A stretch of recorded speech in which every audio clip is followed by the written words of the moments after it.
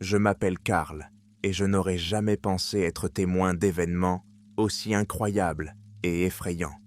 Jusqu'à récemment, ma vie semblait routinière. Garde d'une installation gouvernementale à Berlin, quart de travail, point de contrôle, ordre strict. Tout était routinier. Mais un jour, l'ancienne chancelière était venue sur le territoire que nous patrouillions. Je me tenais à mon poste lorsque j'ai aperçu une silhouette familière. Angela Merkel, vêtue d'un simple manteau sombre, est passée devant nous sans répondre aux salutations. J'ai perçu dans son regard un étrange détachement, comme si elle était en proie à des pensées invisibles. Personne ne savait pourquoi elle était là. Techniquement, elle n'avait plus d'autorité, mais son laissez-passer était toujours valable. À vrai dire, je n'y ai pas prêté attention sur le moment, mais le frisson dans mes tripes m'a fait me crisper. Tard dans la nuit, j'étais sur une autre tournée. Les pas résonnaient dans les couloirs vides lorsque j'ai remarqué une faible lueur derrière une porte massive. Je savais qu'il s'agissait de l'entrée d'un bunker construit au milieu du siècle dernier. Il contenait autrefois des archives et du matériel. Aujourd'hui, d'après les assurances de leurs supérieurs, la pièce était pratiquement abandonnée. Mais la porte était légèrement entr'ouverte et il y avait une lumière vacillante à l'intérieur, comme celle d'une vieille lampe ou d'une bougie. Je me suis approché, mon cœur battant si fort qu'il semblait se répercuter sur les murs de béton. En me pressant contre le mur, j'ai entendu des pas feutrés et une voix qui ressemblait à celle de Merkel elle-même. Les mots étaient décousus, mais on aurait dit qu'elle s'adressait à quelqu'un. « Tout est sous contrôle. Oui, l'Europe est en calme pour l'instant. » La voix était posée, mais l'intonation était angoissante. Puis j'ai reconnu le marmonnement de quelqu'un, mais je n'ai pas pu distinguer qui parlait. La voix était étouffée, comme si elle venait des profondeurs ou d'une machine de communication. C'est alors que Merkel a répondu « Oui, je comprends. J'ai fait ce que j'ai pu. Pendant 100 ans. Non, je n'ai pas posé de questions. » Ces mots m'ont alerté. Je n'ai pas compris de quoi elle parlait, mais j'ai eu la chair de poule. Quelqu'un prétendait diriger l'Europe depuis des siècles. J'ai jeté un coup d'œil prudent à l'intérieur. Dans l'ombre profonde d'un couloir étroit, où les murs étaient couverts de vieilles enseignes et le plafond corrodé, se tenait la silhouette d'Angela Merkel. Devant elle, une plateforme métallique avec des sortes d'appareils, de minces Williams fil tendus. La lumière provenait d'une seule lampe, suspendue à des chaînes, et derrière moi, j'apercevais le vague contour de quelque chose qui ressemblait à un vieux sarcophage en bronze. Il semblait vibrer d'un léger bourdonnement. Merkel se tenait debout, la tête baissée, comme si elle écoutait un interlocuteur invisible. La peur me transperce. Moi, agent de sécurité chargé de maintenir l'ordre, je ne sais pas quoi faire. Dois-je en référer à mes supérieurs? Mais comment oser accuser l'ancien chancelier de quoi que ce soit? Mon bon sens et l'horreur se sont heurtés, et je me suis figé. Soudain, elle s'est retournée sur place si brusquement que j'ai à peine eu le temps de me cacher derrière un rebord de béton. J'ai entendu son soupir étouffé. « C'est exactement ce que tu avais prévu. » De nouveau, la réponse vint du vide, veloutée, grave, empreinte d'un calme glacial. Je frémis. Il me semblait que la voix n'était pas celle d'un homme. Les sons s'estompèrent. Je me plaquai contre le mur, à bout de souffle. Merkel fit quelques pas vers la plateforme, se pencha, et il y eut un étrange cliquetis métallique. Par l'étroite fente, je l'ai vu sortir un morceau de papier plié, le regardant avec désespoir, se tournant à nouveau vers cette voix. « Mais c'est trop dangereux. S'il le découvre. » La réponse sifflait si doucement qu'il était difficile de la distinguer, mais les mots « siècle »,« couronne » et « domina » soumission ont filtré. Je n'en comprenais pas le sens, mais j'ai compris qu'il s'agissait d'un pouvoir ancien et d'une sorte de contrôle. Le silence a duré encore 1 minute, Puis, Merkel a glissé quelque chose dans la cabine et a commencé à s'éloigner rapidement. J'ai reculé, essayant de ne pas me trahir. Sur son passage, son visage apparut dans la lumière tremblante. C'était un visage hagard, plein d'une terreur cachée. J'ai retenu mon souffle jusqu'à ce que ses pas disparaissent au loin. Puis, j'ai regardé à nouveau dans le bunker. La même faible lumière brûlait à l'intérieur, mais on n'entendait pas de voix. J'avançais prudemment, le cœur battant et les mains tremblantes. Dans les profondeurs, je pouvais voir le sarcophage et, pour une raison inconnue, je sentais une présence glaciale en émaner. La présence de quelque chose d'ancien, de prédateur. Le matin, je n'ai pas osé raconter à mes collègues ce qui s'était passé. L'ancien chancelier était une personne très respectée, et ses visites secrètes au donjon suscitaient dans des sentiments mitigés. Cependant, les souvenirs de la scène nocturne brûlaient dans son esprit. Tout indiquait qu'elle était en contact, dans le bunker, avec une certaine voix qui s'était autoproclamée maître de l'Europe pendant des centaines d'années. It seemed bizarre to me. In the modern world, people, institutions, not mysterious entities from the past, ruled. Mais je n'arrivais pas à oublier le caractère étrange de cette conversation, dans laquelle j'entendais la certitude impitoyable de l'interlocuteur invisible. Je décidai de refaire ma tournée ce soir-là, au cas où Merkel réapparaîtrait. Toute la journée se passa dans l'expectative. Je la voyais voltiger dans les couloirs du complexe, apparemment détachée, ne parlant à personne. Les gardes murmuraient qu'elle était devenue encore plus renfermée depuis qu'elle avait quitté son poste. Personne ne savait pourquoi elle avait besoin du bunker. Après tout, le site n'était pas répertorié dans les guides touristiques et les souterrains étaient depuis longtemps déclarés abandonnés. Mais Elide y avait accès et personne n'osait poser de questions. À la nuit tombée, je me suis mis en route en direction du bunker. Tout était calme, comme s'il y avait de la tension dans l'air. En m'approchant, je sentis que les murs semblaient vibrer sous terre, mais ce ne pouvait être que le bruit des vieux systèmes de ventilation. La porte, qui avait été verrouillée la nuit précédente, était à nouveau entr'ouverte. Une faible lumière suintait par l'étroite fente. J'ai avalé la boule dans ma gorge et, en essayant de ne pas faire de bruit, je me suis glissé à l'intérieur. Cette fois, Merkel se tenait près de la plateforme métallique, mais à ma grande horreur, le sarcophage était entr'ouvert par rapport au mur. Je remarquai que le couvercle avait été poussé sur le côté, le contour sombre d'un objet couvert de symboles anciens étant à peine visible à travers la fente. Merkel tenait le même morceau de papier et parlait d'une voix tremblante. « Mais si cela s'ébruite, ce sera le chaos. Les gens ne voudront plus vivre sous votre autorité. » Puis la même voix s'est fait entendre, claire et riche, d'un murmure métallique. « Ils vivent déjà sous mon autorité. Vous n'avez fait que perpétuer l'ancienne lignée. J'ai parlé à vos dirigeants avant même que vous ne naissiez. J'étais comme pétrifié. L'Europe avait-elle été un pion entre les mains d'un monstre ou d'une entité vivant dans les profondeurs de Berlin pendant toutes ces décennies? Mon cœur se serra en constatant mon impuissance. J'ai écouté attentivement. Madame Merkel a demandé « Et maintenant, je me suis retiré et vous continuez à exiger l'obéissance ?»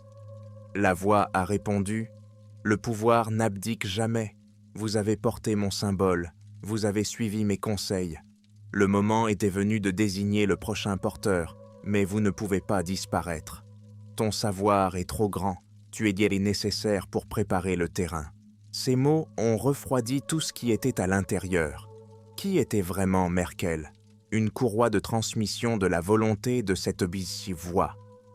Je me suis approché du mur. J'ai vu comment la lumière mettait en évidence les inscriptions hideuses sur le sarcophage, des croix gammées, des runes, des armoiries anciennes. Ce bunker a donc bien été construit pendant la Seconde Guerre mondiale, mais ses racines semblent remonter à bien plus loin, peut-être au Moyen Âge, voire à une époque plus ancienne. Soudain, Madame Merkel a frémi, comme si elle avait été traversée par une décharge électrique. « Je ne peux plus continuer » a-t-elle murmuré. « Le temps m'a usé, je suis fatiguée de supporter votre volonté. » En guise de réponse, un ricanement discret. « As-tu oublié à qui tu dois ta carrière ? Tous les chanceliers sont venus me voir. Tous ont signé de leur sang, acceptant de servir. Vous n'êtes qu'un maillon d'une longue chaîne. » J'ai ressenti une attaque de nausée. Il ne s'agissait donc pas de politique, mais de quelque chose de monstrueusement ancien et surnaturel. Merkel s'est mordu la lèvre. Elle semblait retenir ses larmes. « Mais pourquoi moi ?» demande-t-elle. « Pourquoi est-ce que c'est maintenant que les choses deviennent si insupportables ?» La voix rétorque calmement. « Parce que le monde se dirige vers de nouveaux cataclysmes. Nous avons besoin de nouvelles victimes, de sang neuf, de nouveaux visages. Vous enverrez un message à ceux qui viendront, et eux aussi s'inclineront. Et s'ils ne le font pas, le chaos secouera l'Europe.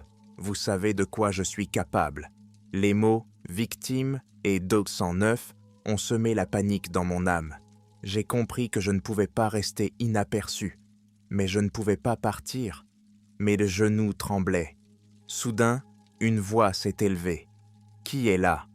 Mon cœur a fait un bond et je me suis plaqué contre le mur, espérant qu'il ne s'agissait pas de moi.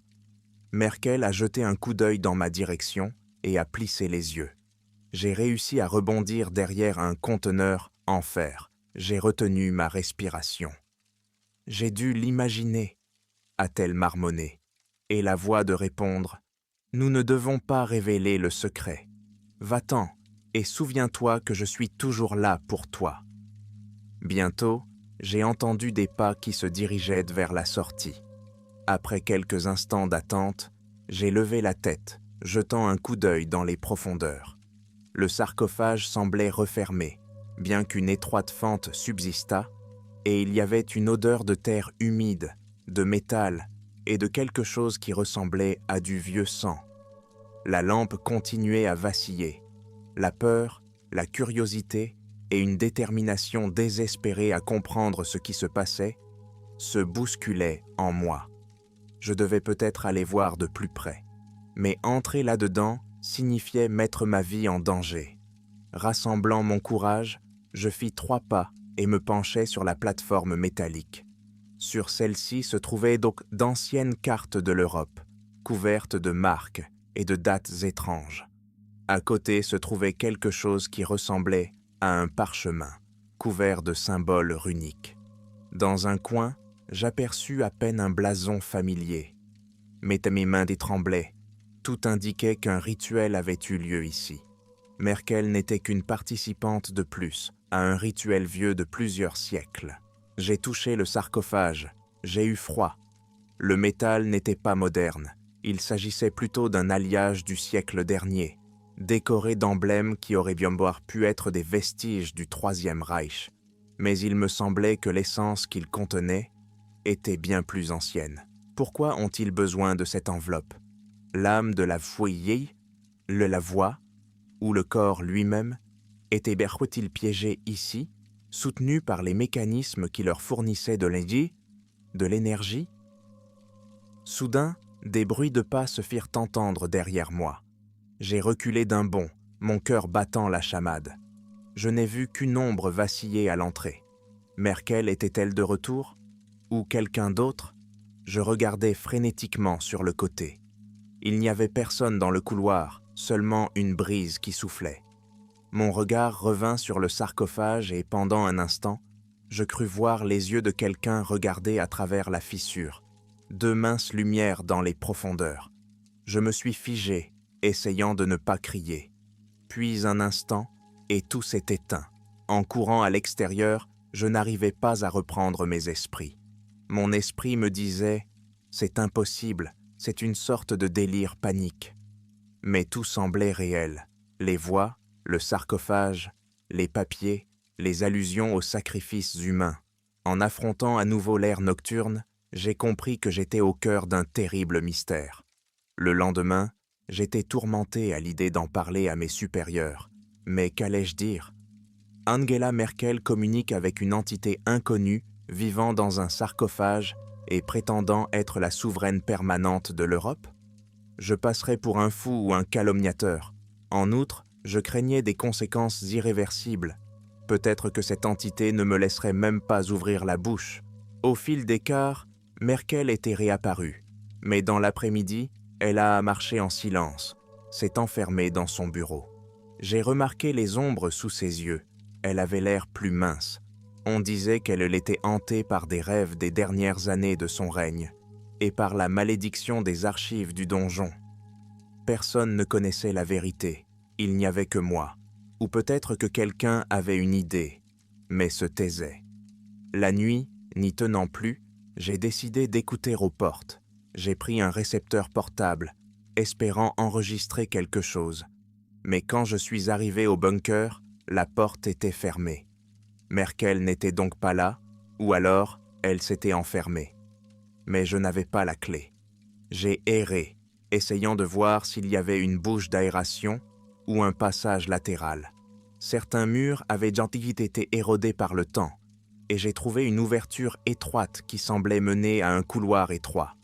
Je me faufilais difficilement et me retrouvais dans l'obscurité. Seule la faible lumière d'une torche de poche me permettait d'avancer. Je sentais dans l'air l'odeur de moisissure et le goût étouffant du métal. L'écho de mes pas était étouffé. J'essayais de respirer calmement, mais mon cœur battait de plus en plus fort. Je descendis les escaliers et m'engageai dans le tunnel le plus éloigné, où je pouvais deviner l'emplacement du sarcophage derrière une cloison massive. Mais dès que j'ai fait quelques pas, j'ai entendu des voix. L'une était reconnaissable, Angela Merkel. L'autre était le même murmure, vibrant de froid. « Pourquoi résistez-vous » demande la voix. « Tu es déjà lié par les liens du pouvoir. Tous tes prédécesseurs le savaient. » Merkel répondit par un quasi-gémissement. « Je ne peux pas supporter plus longtemps de voir vos instructions porter la mort. Toutes ces années, décennies. » La voix rit. « Des siècles, mon enfant. Tes années ne sont qu'un clin d'œil. N'est-ce pas moi qui t'ai aidé? Tu sais que l'Europe m'a toujours appartenu. Les politiciens talentueux ne sont qu'un outil. Je me suis approché, par un interstice entre les vieilles boiseries, pour essayer de les apercevoir. Merkel se tenait debout, serrant dans ses mains un petit objet ressemblant à une amulette. Une voix gronde, inquiétante. Et ceci est comme une clé. Si vous la détruisez, vous provoquerez le chaos. Le sang sera versé, les nations seront ébranlées. C'est ce que vous voulez? Elle hésite. Mais continuez, c'est continuer le cycle. Le prochain souverain est-il en route pour qu'aucune nation ne se libère de vos chaînes? À cet instant, j'ai senti une tension croissante dans le bunker, comme si les murs tremblaient et que l'air était lourd. Ne t'avise pas de le faire. Si tu rompes les liens, le chaos inondera toute l'Europe et tu en seras responsable. Tu seras maudit, tu seras maudite. Merkel sanglote, desserre son étreinte, range l'amulette dans sa poche. Le sarcophage s'ouvrit légèrement et une ombre épaisse en sortit. Elle semblait être une silhouette, difficile à distinguer dans l'obscurité, mais j'aperçus les contours d'un visage, ou plutôt son ovale inhumain. Ses yeux brûlés d'un feu jaune, et autour de son cou pendaient des chaînes ornées de d'écussons. La terreur me serra la gorge. Je sentais que si on me voyait, je ne vivrais pas longtemps. La créature dit « Bientôt, une nouvelle ère s'ouvrira, et je continuerai à garder mon trône. C'est à toi, Merkel, de rencontrer l'héritier, de lui transmettre la volonté de ma famille. En attendant, taisez-vous. Tu quitteras ce poste, mais tu ne seras jamais libre. » Angela est restée silencieuse, se contentant d'essuyer ses larmes. En la regardant, j'ai compris que malgré sa froideur extérieure, elle était une victime, piégée par cet ancien seigneur. Et nous tous, les habitants de l'Europe, devenions involontairement des sujets de la puissance obscure, exigeant la poursuite de son règne. Il fallait l'arrêter d'une manière ou d'une autre, mais que pouvait faire un simple garde? Je sentis la peur céder la place à une détermination désespérée. Peut-être pourrais-je obtenir cette information et la rendre publique. Mais je me suis souvenu de l'influence de Merkel et du fait que personne ne me croirait, et qui prendrait au sérieux l'histoire d'une entité souterraine tenant l'Europe sous son emprise. Mais je ne pouvais pas l'accepter. J'aurais dû au moins essayer de documenter, de photographier le sarcophage, l'ombre, mais le risque était énorme. Pendant ce temps, dans le hall du bunker, la créature avait reculé, se cachant dans le sarcophage. Merkel s'agenouilla, comme si elle perdait ses forces. « Je ferai ce que vous m'ordonnez », murmura-t-elle. « Mais s'il vous plaît, épargnez les gens. Plus de guerre, laissez-les vivre. La voix grogne. C'est moi qui décide de la guerre et de la paix. C'est à toi d'accomplir ma volonté. Maintenant, partez. » Le bourdonnement s'est éteint, le sarcophage s'était refermé et le bunker était redevenu silencieux. J'ai compris que je devais m'enfuir avant qu'elle ne sorte. Mais la curiosité a pris le dessus. Je voulais voir cette malheureuse amulette. Par l'entrebâillement du panneau, je vis Angela sortir un objet de sa poche. Un seau de pierre plate gravé d'un aigle et d'une inscription qui me fit dresser les cheveux sur la tête.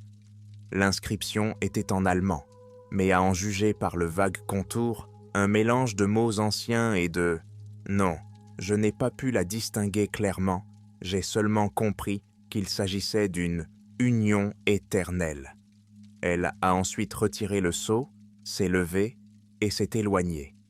J'ai commencé à sortir moi aussi, mais à l'entrée du tunnel, ma lanterne a tressailli et s'est éteinte. Pendant un instant, j'ai été plongé dans l'obscurité la plus totale. J'ai eu l'impression que quelque chose s'était glissé derrière moi, qu'une ombre était passée près de moi et m'avait attrapé l'épaule. J'avais envie de crier, mais je me suis retenu. Lorsque la lanterne s'est rallumée, j'ai vu que le couloir était vide. En rampant vers l'extérieur, je me suis tordu de terreur. Le lendemain, j'ai décidé de prendre le risque de parler à un collègue que je considérais comme un ami. Je lui ai dit qu'il y avait quelque chose d'insondable en bas, quelque chose en rapport avec Merkel et son passé secret. L'ami s'est contenté de sourire d'un air sceptique, puis il a dit « Karl, tu n'es pas le seul. Karl, tu n'es pas le premier à sentir que quelque chose ne va pas. Mais je te préviens, les patrons n'aiment pas ce genre de discussion. Nous ne sommes que des gardiens. Nous n'avons pas le droit de fouiller dans les secrets. Et qui vous croira ? » Je me suis rendu compte que j'étais seul. Néanmoins, j'ai écrit une note détaillée sur ce que j'avais vu et je l'ai cachée dans un endroit sûr. Si quelque chose m'arrivait, quelqu'un la trouverait peut-être. Au fil des jours, Merkel est venue moins souvent, mais à chaque fois, elle a disparu dans les tunnels pendant des heures. Je l'ai vue parler faiblement à quelqu'un au téléphone, puis descendre, revenir pâle et tremblante. Une fois qu'elle est partie, j'ai essayé d'entrer à nouveau dans le bunker, mais la porte était bloquée. Elle a dû être plus prudente pour brouiller les pistes. La nuit, j'ai fait des cauchemars. J'ai vu une créature vêtue d'une cape noire sortir du sarcophage, le visage déformé par des rides séculaires et m'attraper avec des doigts d'os griffus. J'ai entendu une voix « Ne te mêle pas de mes affaires, homme, ou tu connaîtras la colère du sang ancien. » Je me suis réveillé avec des sueurs froides. Mon subconscient dessinait peut-être des images, mais il s'agissait peut-être d'une menace réelle. La situation s'est aggravée lorsque des personnes étranges ont commencé à entrer dans le bunker. Je les ai vus de loin. Des hommes de Hofters en costume démodé, comme sortis des pages de l'histoire, qui suivaient des Merkel d'un pas tranquille. Tous avaient le visage pâle, les traits cruels de la bouche. Ils ne passaient là pas par les contrôles habituels, contournant simplement les barrières. Ils semblaient avoir un pouvoir particulier. Ils ne m'adressaient pas la parole, se contentant de me lancer des regards arrogants. Une nuit, J'ai entendu une sorte de rituel. Du bunker provenaient des coups rythmés, des cris étouffés. Je me suis aventuré dans le puits d'aération où je pouvais mieux entendre. Ce que j'ai entendu a dépassé mes terribles attentes. Une étrange litanie en vieux germanique, le bruit de chaînes qui s'entrechoquent et Merkel qui prononce les mots du serment. On aurait dit une promesse d'obéissance éternelle à la lignée. Puis il y a eu le raclement du métal et le bruit des genoux frappant le sol. J'ai soudain compris qu'ils étaient en train d'accomplir un rituel de transfert de pouvoir, confirmant une alliance de longue date entre l'homme et une entité surnaturelle. Le matin, choqué, j'ai réfléchi. Devais-je informer la police, les structures de sécurité? Mais mon esprit me disait que c'était inutile. Cette ombre contrôle le système de l'intérieur, et toute plainte serait réduite à néant. C'est alors que j'ai rencontré Merkel dans le couloir. Elle marchait seule, la tête baissée, fatiguée. Lorsqu'elle m'a vu, elle s'est soudain arrêtée. Une vague reconnaissance a brillé dans ses yeux. « Avez-vous des questions ?» demanda-t-elle à voix basse. Je me suis raidi, m'efforçant de m'exprimer. « Que se passe-t-il dans le bunker? Quelles sont les règles de l'ombre ?»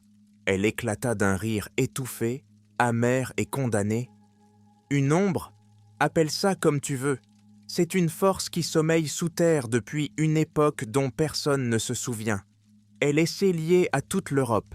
Elle a imprégné son histoire. Nous, chanceliers, ne sommes que ceux qu'elle choisit pour diriger les événements. Et il n'y a pas de retour en arrière possible.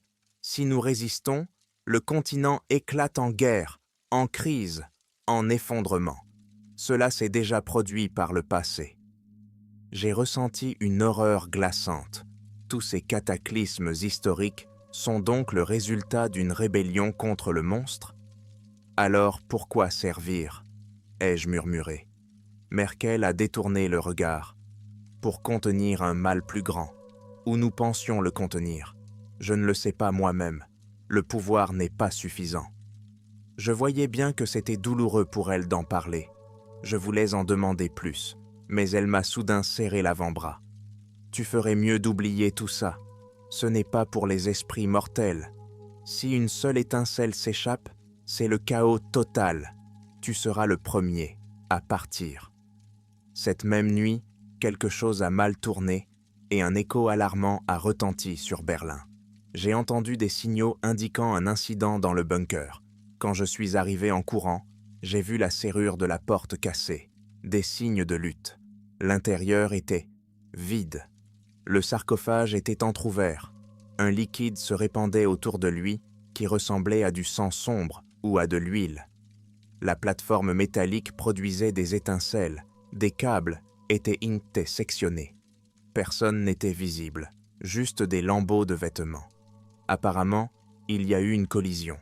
J'ai remarqué une amulette brisée sur le sol, la même que celle que tenait Merkel. Soudain, je l'ai entendu crier dans le couloir. Je m'y suis précipité. Merkel était affalée contre le mur, et devant elle se tenaient 2 de ces hommes pâles que j'avais déjà vus. « Tu as brisé le sceau. Comment oses-tu » siffla l'un d'eux. Merkel respirait difficilement. Je ne permettrai plus à ce monstre de régner. Sur le sol gisait un autre homme, apparemment de leur cercle, couvert de sang. Une bagarre avait probablement éclaté. Ces 2-là ont tourné la tête dans ma direction et j'ai remarqué que leurs pupilles étaient verticales, comme des serpents. La peur me saisit à nouveau. « Qui es-tu » demanda l'un d'eux en faisant un pas. Je me suis rendu compte qu'il pouvait me tuer en 1 seconde. Mais Merkel a crié très fort « Laissez-le tranquille, c'est moi qui décide. » Ils ont grogné, mais ont reculé. Je me suis précipité vers elle. « Qu'est-ce qui s'est passé ?» Elle ramassa les tessons de l'amulette. « Je n'ai pas supporté cette malédiction. J'ai brisé la clé. Maintenant, l'essence ne peut plus retenir le pouvoir comme avant. Mais je ne suis pas sûr de ce qui va se passer ensuite. » Nous avons regardé le sarcophage. Un léger sifflement s'en échappait. Peut-être que la puissance obscure avait été blessé par la rupture du seau. Merkel serra les doigts, retenant ses sanglots. Je ne sais pas ce qui va arriver à l'Europe maintenant. Il y aura peut-être des émeutes, car le lien ancien est tombé. Mais je n'aurais pas pu faire autrement. Je suis désolé. Je ne savais pas à qui elle demandait de pardonner. À moi, au monde ou à elle-même. Les hommes sont pâles, fixèrent un regard malveillant. Puis, l'un d'eux prit la parole. « Vous êtes sortis du cercle, mais le chaos va tout consumer. Prépare-toi à répondre. » Ils saisirent Pomme et le corps de leur camarade et disparurent dans l'ombre. Le sarcophage a tremblé, s'est fissuré. J'ai senti le sol trembler. Il semblait que tout le bunker était sur le point de s'effondrer. Merkel m'a attrapé le bras. « Courez !» Nous nous sommes d'eau précipités vers la sortie. Derrière nous, l'effondrement a grondé. La poussière est tombée. L'ombre hurlait bruyamment, comme si elle perdait ses forces. Lorsque nous avons atteint la surface, la ville était endormie. Seule la lumière des lampadaires vacillait, ignorant tout de la naissance d'une nouvelle ère. Merkel incline la tête d'un air fatigué. « C'est fini. Je suis libre, mais l'Europe est maintenant en danger. Personne ne peut dire ce qui va se passer. Mais au moins, cette chose ne pourra plus tirer les ficelles de manière invisible. » Je suis resté là, sentant que toutes mes idées sur le monde s'étaient effondrées. Le lendemain matin, j'ai appris que le bunker avait été officiellement déclaré zone d'urgence et que personne n'était autorisé à y pénétrer. Un jour ou deux plus tard, l'ancienne chancelière a soudainement quitté Berlin, apparemment pour des vacances. J'ai deviné qu'elle fuyait ceux qui restaient vendés, fidèles à l'ancien pouvoir. Et moi, je suis resté ici, avec la douloureuse vérité à l'intérieur. Parfois, la nuit, j'entends un gémissement lointain provenant du sol. L'essence, même affaiblie, peut revenir. Ou un autre hôte peut apparaître, prêt à soumettre les nations à cette main inhumaine.